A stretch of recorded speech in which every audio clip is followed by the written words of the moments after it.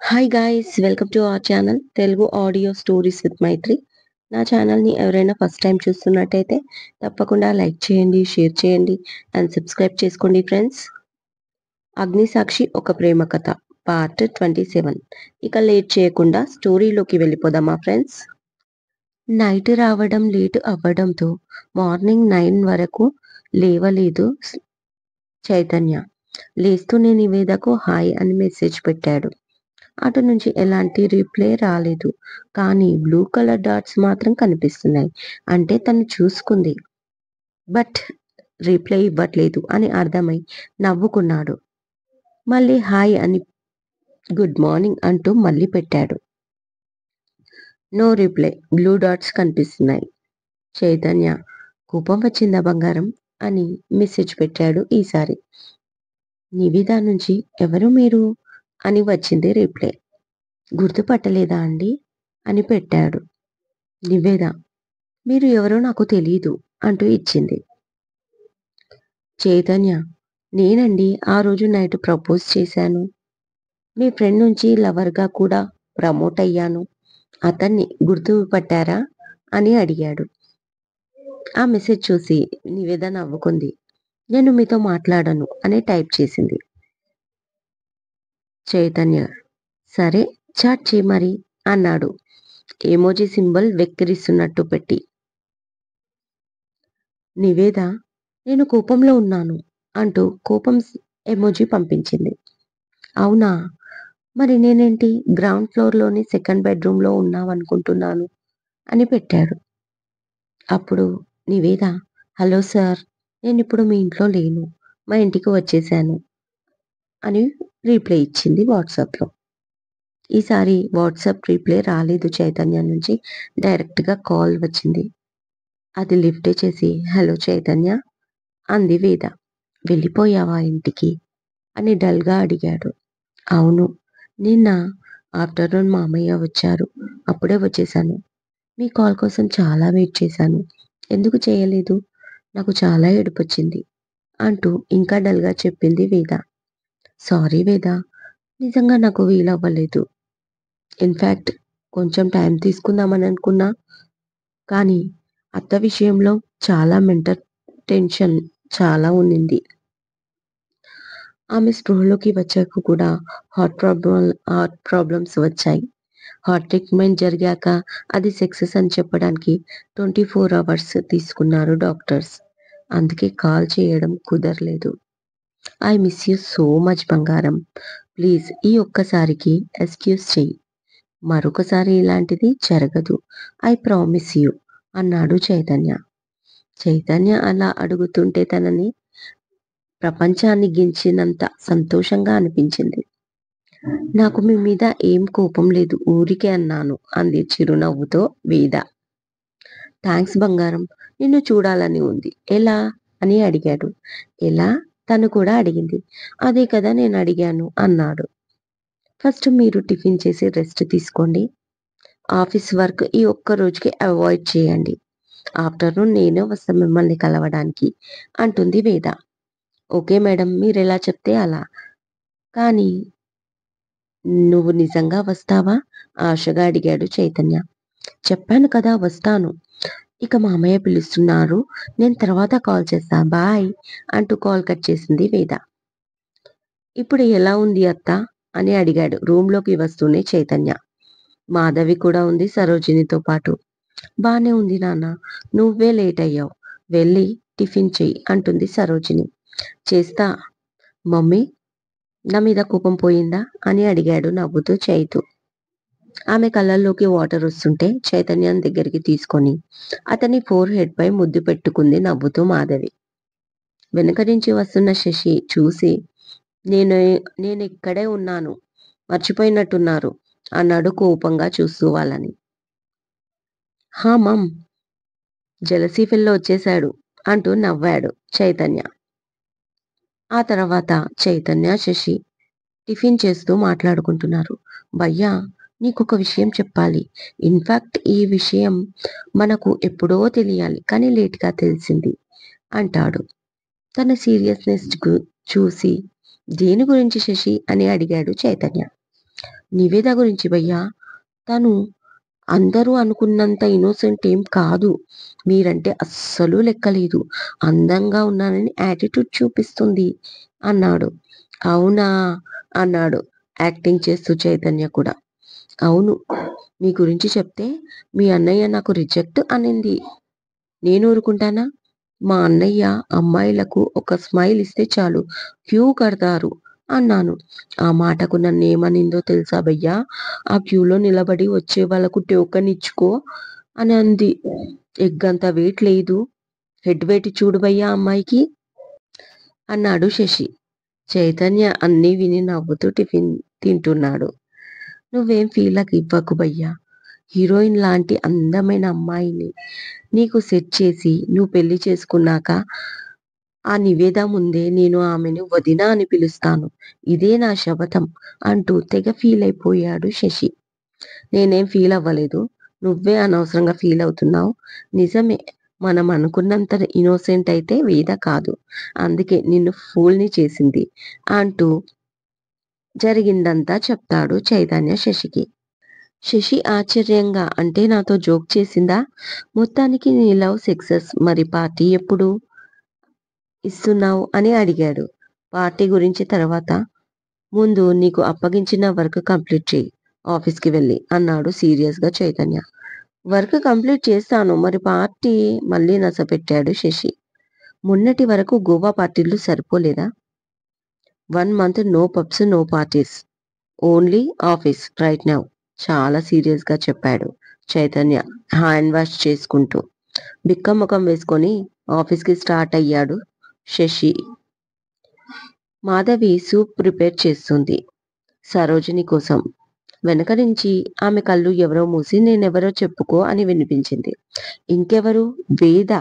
నీకు 100 ఏళ్ళు, ఇప్పుడే నా మనసులో తలుచుకుంటున్నానమ్మా అంటుంది మాధవి ఆశ్చర్యంగా కళ్ళ మీద నుంచి చేతులు తీసేసి. అవునా ఆంటీ, మీరు నన్ను తలుచుకున్నారా అంటూ వెనక నుంచి ఆమె 2 భుజాల చుట్టూ చేతులు వేసి పట్టుకుంది. అవును అన్నట్టు తలూపి, ఒక్కదానివే వచ్చావా అని అడుగుతుంది. లేదు, మామయ్య కూడా వచ్చాడు, హాల్లో ఉన్నారు. ఇంతకు మీరేం చేస్తున్నారు కిచెన్లో అని అడుగుతుంది వేద. అన్నయ్య వచ్చాడా? నేను సరోజిని ఆంటీ కోసం సూప్ ప్రిపేర్ చేస్తున్నా. గంగా అని పిలిచి, టైంకి ఈ గంగ ఎక్కడికి వెళ్తుందో ఏమో అంటుంది మాధవి. ఆంటీ నేను చూస్తాను, మీరు మామయ్యతో వెళ్ళి మాట్లాడండి. సరోజిని ఆంటీని చూడ్డానికి వచ్చాడు అంటుంది వేద. వద్దు వేద, ఇప్పుడే కదా వచ్చావు అని తన మాట కంప్లీట్ కాకముందే, పర్లేదు ఆంటీ, నేను చేసి తీసుకొస్తాను, మీరు వెళ్ళండి, ఇదేమైనా పెద్ద పనా అంటుంది వేద. సరే తీసుకురా అంటూ నవ్వుతూ మాధవి వెళ్ళిపోతుంది. వెంటనే ఫోన్ తీసి, నేను వచ్చాను, ఆంటీతో కిచెన్లో ఉన్నా, నా పని అయిపోయింది, నన్ను మీ రూమ్ వరకు రప్పించుకునే బాధ్యత మీది. మేముండేది జస్ట్ 20 minutes మాత్రమే ఇక్కడ అంటూ వాట్సాప్ మెసేజ్ పెడుతుంది చైతన్యకి వేద. ఎప్పటి నుంచో వెయిటింగ్ చేస్తున్న చైతన్య పిచ్చ హ్యాపీగా అనిపిస్తుంది. నా బంగారం వచ్చేసిందంట, చూసి చాలా రోజులైంది అనుకుంటూ బయటికి వస్తాడు. పైన హాల్లోంచి కిందికి చూసేసరికి సూప్ బౌల్ పట్టుకుని అప్పుడే బయటికి వస్తూ కనిపిస్తుంది వేద. ఇద్దరు ఒకరినొకరు చూసుకొని నవ్వుకుంటారు. చైతన్య తన చేతిలోని పెన్ డ్రైవ్ చూపించి నెమ్మదిగా సోఫాలోకి జార విడిచి, ఆఫీస్కి సంబంధించిన పెన్ డ్రైవ్ నాకు ఇవ్వాలి అని చెప్పి పైకి వచ్చేయి అంటూ వేదకి మెసేజ్ పెడతాడు. ఆ మెసేజ్ చూసుకొని నెమ్మదిగా సోఫాలోంచి పెన్ డ్రైవ్ తీసుకొని సరోజిని రూమ్లోకి వెళ్తుంది వేద. రూమ్లోకి వెళ్ళి సూప్ ఇచ్చేసి, ఎలా ఉన్నారు ఆంటీ, మీ హెల్త్ ఎలా ఉంది అని అడుగుతుంది వేద. బాగున్నానమ్మా, నువ్వెలా ఉన్నావు అని అడుగుతుంది సరోజిని. బాగున్నానా ఆంటీ అని చెప్పి హాయ్ గంగా అంటుంది వేద. ఇలా మాధవి, బద్రీనాథ్, సరోజిని, గంగా మాట్లాడుకుంటూ ఉంటారు. కాసేపటికి, ఆంటీ, చైతన్య సార్ ఆఫీస్కి వెళ్ళిపోయారా?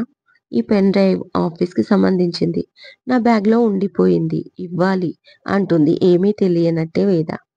పైన ఉన్నాడు వెళ్ళు అని మళ్ళీ మాటల్లో పడుతుంది మాధవి. లిఫ్టులో పైకి వెళ్తుంది. లిఫ్ట్ ఓపెన్ అయ్యి 2 అడుగులు వేయగానే చైతన్య తన ఎదురుగా అందంగా నవ్వుతూ తననే చూస్తున్నాడు. అప్పటి వరకు ఎప్పుడెప్పుడు చైతన్యాన్ని కలుస్తాను అన్న ఆరాటం తీరా అతను ఎదురవ్వగానే ఏదో తెలియని అలజడి తనలో. భయంతో 2 అడుగులు వెనక్కి వేసి వాల్‌కి టచ్ అయి నిలబడుతుంది. సిగ్గుతో నేల చూపులు చూస్తూ వేద. వేద తనని చూసి సిగ్గుపడుతుంటే అతనికి చాలా థ్రిల్‌గా, ఇంకా కొత్తగా అనిపించింది. ఈ ఫీలింగ్ ఏంటో తెలియట్లేదు కానీ ఎప్పుడెప్పుడు తనని దగ్గరికి తీసుకోవాలా అనుకుంటూ దగ్గరికి వచ్చాడు చైతన్య. వెన్నీ అంటూ ఆమె దగ్గరికి వచ్చి ఆమె చెంపపై తాకుతున్న కురులను తన చేత్తో వెనక్కి తోసి I miss you so much బంగారం అంటాడు. వేదకి ఒక ముద్దు పేరు కూడా పెట్టుకున్నాడు వెన్నీ అని చైతన్య. ఇక అతని మాట విని అంతే. చైతన్య వేదపై వాలిపోయి అతని వీపు చుట్టూ 2 చేతులు వేసి గట్టిగా హగ్ చేసుకుంది. ఆటోమేటిక్‌గా అతని చేతులు కూడా ఆమెని చుట్టూ చేరాయి. తలెత్తి ఫోర్ హెడ్ పై కిస్ చేస్తాడు. తన కళ్ళల్లోకి నీళ్లు వస్తాయి. వాటిని అతని చేత్తో తుడిచి వెన్నీ ఎందుకు ఏడుస్తున్నావు? ఇక నిన్ను విడిచి నేను ఎక్కడికి వెళ్ళను. ఒకవేళ వెళ్ళాల్సి వచ్చినా నాతో పాటు తీసుకెళ్తా.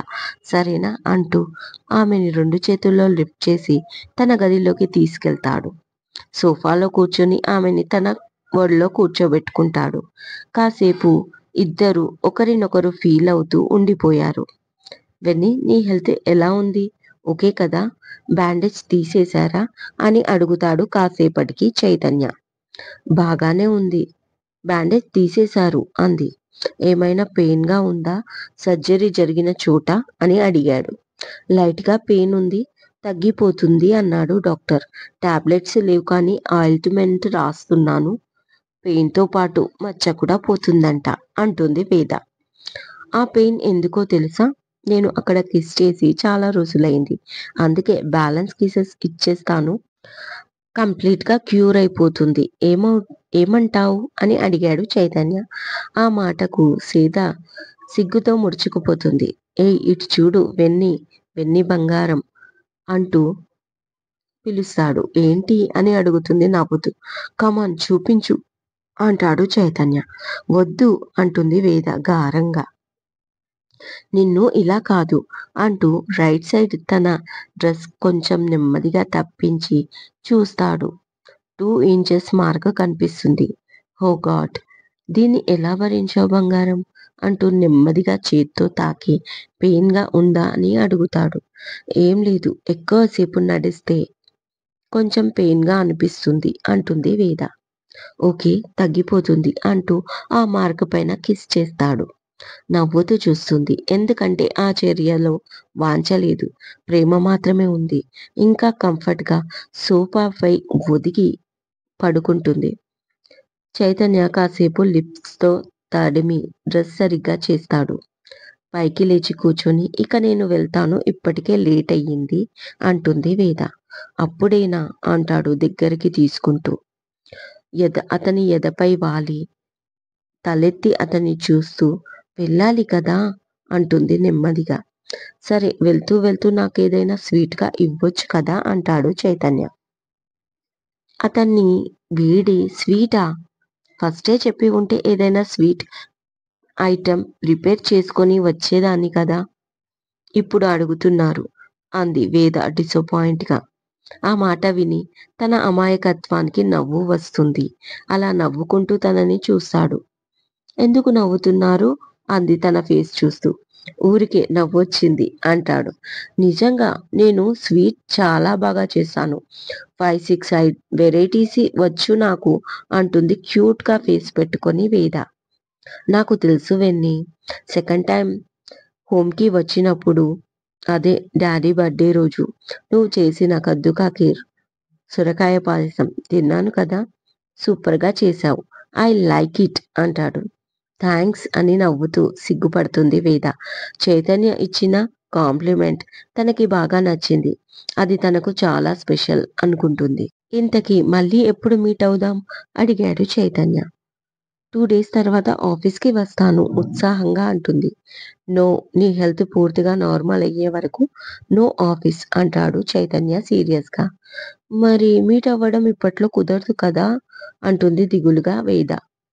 వెన్నీ నీకు వీలు కాకుంటే నేనే మీ ఇంటికి వస్తాను కలవడానికి అన్నాడు. అంతే ఆశ్చర్యంగా కళ్ళు పెద్దవి చేస్తూ మీరు వస్తారా? మామయ్యకి, అక్కకి తెలిస్తే అని భయంతో అంటుంది. అంత భయపడాల్సిన అవసరమే లేదు. మనం ఒకరినొకరం ఇష్టపడ్డాం. పెళ్లి చేసుకోవాలి అనుకుంటున్నాం. మా మమ్మీ, మీ మామయ్యకి తెలిస్తే ఏమంటారు? మన హ్యాపీనెస్‌ని కాదు అంటారా? వాళ్ళు ఖచ్చితంగా ఒప్పుకుంటారు. నేను ఒప్పిస్తాను. కాకపోతే నేనే కొంచెం టైం తీసుకుందాం అనుకుంటున్నా. ఈ ప్రాజెక్ట్ ఒకటి అయిపోతే కొంచెం ఫ్రీ అవుతాను అన్నాడు చైతన్య. ఆ మాట వింటూ భయంతో ఆలోచిస్తూ డల్‌గా అయిపోతుంది వేద. తన డల్‌నెస్ చూసి ఎందుకు వెన్నీ భయపడుతున్నావు? అని అడుగుతాడు. ఏం లేదు. నేను బాగానే ఉన్నాను అంది. ఆమె కళ్ళల్లో తడి కనిపిస్తుంటే వెంటనే దగ్గరికి తీసుకొని కళ్ళల్లోకి కళ్ళు పెట్టి చూస్తూ చూడు వెన్నీ, నిన్ను నేను ఫస్ట్ టైం చూసినప్పుడే నువ్వు దానివి అయిపోయావు. నిజంగా మనకి రాసిపెట్టి ఉంటే నువ్వే నాకు ఎదురవుతావు అనుకున్నాను. శశి వెతుకుదామన్నా వద్దన్నాను. నేను అనుకున్నట్లే నువ్వు నాకు ఎదురయ్యావు. కాకపోతే నీ మనసులో నేను ఉన్నానో లేదో తెలుసుకోవడానికి టైం పట్టింది అంతే. మనం ఏ తప్పు చెయ్యలేదు భయపడడానికి. నువ్వు ధైర్యంగా ఉండాలి. ఇలా అయితే ఎలా? నేనున్నాను కదా! అన్నాడు నవ్వుతూ. చైతూ మాటలకి వేదకి చాలా ధైర్యంగా అనిపించింది. నిజమే నేనెందుకు భయపడాలి అన్న ఆలోచన వచ్చింది. కాసేపు మాట్లాడుకొని కిందికి వచ్చేశారు ఇద్దరు. Hello hero how are you అని అడిగాడు బద్రీనాథ్ చైతన్యని చూడగానే. ఫైన్ సార్, అయినా మీరు కదా రియల్ హీరో, నన్ను అంటున్నారు అన్నాడు చైతన్య. ఇటు బిజినెస్ అటు ఫ్యామిలీని మిమ్మల్ని నమ్ముకున్న వాళ్ళని నేనున్నానంటూ ధైర్యం ఇస్తున్నారు. మీకున్న ఇంత బిజీ షెడ్యూల్లో కూడా అన్నిటికీ సూపర్గా బ్యాలెన్స్ చేస్తున్నారు. అందుకే హీరో అన్నాను బాబు అన్నాడు బద్రీనాథ్. సరోజిని విషయం తెలిసి అవునా, అయితే మీరే నా ఇన్స్పిరేషన్ అన్నమాట అంటూ చైతన్య నవ్వుతూ కూర్చున్నాడు. హాల్లో కూర్చున్న మాధవి, గంగా, వేద వాళ్ళ మాటలు విని నవ్వుకున్నారు. మాధవికి తన బిడ్డని పొగుడుతుంటే గర్వంగా ఉంది. మామయ్య చైతన్యతో అంత క్లోజ్ గా ఉండదాన్ని చూసి వేద కూడా సంతోషపడుతుంది. అందరికి టీ తీసుకురా గంగా, లంచ్ కూడా చేయట్లేదు అన్నయ్య అంటుంది మాధవి. భోజనం చేసి వచ్చాం మాధవి అంటాడు బద్రీనాథ్. నాకు కాఫీ కావాలి గంగా అంటూ వేద వైపు చూస్తూ అడుగుతాడు చైతన్య. అర్థం చేసుకున్న వేద గంగా నేను కూడా నీతో వస్తాను అంటూ కిచెన్లోకి వెళ్తుంది. భాస్కర్కి పూజ గురించి చెప్పావా మాధవి అని అడుగుతాడు బద్రీనాథ్. లేదన్నా, సరోజిని వచ్చినప్పటి నుంచి ఆ విషయమే మర్చిపోయాను. ఈ పూజ నాగదేవత గుడిలో చేయించాలంట. మన ఏరియాలో ఆ గుడి ఎక్కడుందో నాకు తెలీదు. భాస్కర్‌కు గుడ్ల గురించి అసలు ఏమీ తెలీదు. ఆడదిక్కులేని ఇల్లు కదా! అదే ఆలోచిస్తున్నా అంటుంది మాధవి. ఇది ఏమంత పెద్ద విషయం మాధవి. మన సుధా ఫ్యాక్టరీ పక్కన నాగదేవత గుడి ఉంది. నువ్వు సరే అంటే ఆ పూజారితో సుధను మాట్లాడమంటాను. పూజారి తెలిసినవాడే. పూజకు సామాగ్రి అతనే తెచ్చుకుంటాడు. భాస్కర్ పూజకి వెళ్ళినప్పుడు డబ్బులు ఇచ్చేస్తే సరిపోతుంది. ఏమంటావు తల్లి అని అడిగాడు బద్రీనాథ్. ఇదేదో బాగుంది అన్నా. మరి నువ్వు సుధాకి చెప్పు. నేను భాస్కర్‌కి ఫోన్ చేసి సుధని కలవమంటాను. ఇద్దరూ కలిసి వెళ్లి పూజారితో మాట్లాడతారు. సరేనా? అంటుంది మాధవి. అలాగే అమ్మా, అలాగే చేద్దాం అంటాడు బద్రీనాథ్. ఇంతలో కప్పులు పట్టుకొని వస్తారు గంగా, వేద. గంగా టీ ఇద్దరికీ ఇస్తే వేద కాఫీ చైతన్యకి ఇస్తుంది. చాలా రోజుల తర్వాత వేద చేసిన కాఫీ హ్యాపీగా తాగుతూ కళ్ళతోనే సూపర్ అని సైగ చేశాడు వేదకి చైతన్య. అది చూసి సిగ్గుతో తల వంచుకుంటుంది వేద. టీ తాగిన తర్వాత బద్రీనాథ్, వేద ఇద్దరు బయలుదేరతారు. ఇదండి ఇవాళటి ఎపిసోడ్. ఈ ఎపిసోడ్ మీకు నచ్చినట్టు అయితే నా కామెంట్లో చెప్పండి. అలాగే లైక్ చేయండి, షేర్ చేయండి, సబ్స్క్రైబ్ చేసుకోండి నా ఛానల్ని. మరొక మంచి ఎపిసోడ్తో మీ ముందు ఉంటాను. మైత్రి.